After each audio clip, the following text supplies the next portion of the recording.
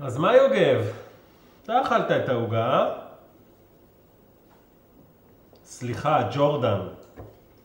מה פתאום? נשבע לכם בנירוונה שזה לא אני. שקרן! רגע, חמודה. שנייה, יוגב, תספר לנו, ג'ורדן, מה אתה עשית היום? התעוררתי ב-5, כדי שיהיה לי זמן לענות לכל ההודעות שחברים שלי שולחים לי. לך ב-6:30. כן, אבל לפני זה אני הייתי צריך כאילו נו יאללה, תספר מה עשית, נו. טוב, אז התעוררתי. אכלתי ארוחת בוקר. קורנפלקס בקולה, כרגיל. אחר כך יצאתי לבית ספר.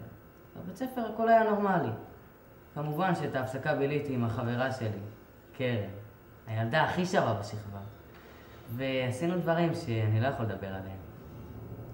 חמודי, קרן, זאת לא ידעה שהמורה סיפרה שמרביצה לך, משפילה אותך. לא, זאת לא קרן הזאת. יש לנו הרבה קרן בבית ספר, אוקיי?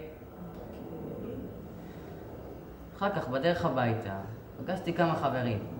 שיחקו כדורגל. לא כל כך רציתי. הם התחננו אליי.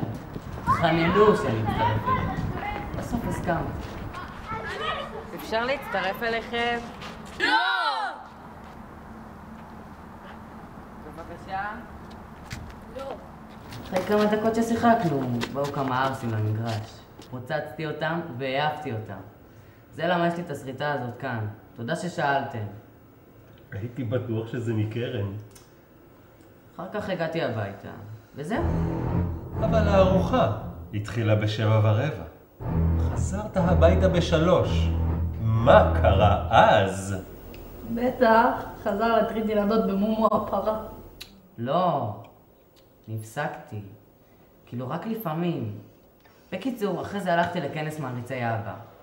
כן, זה נכון, אני ראיתי אותו יוצא עם חולצה של אבא, זה נכון. וזהו, עכשיו אני כאן, התיישבתי לאכול איתכם.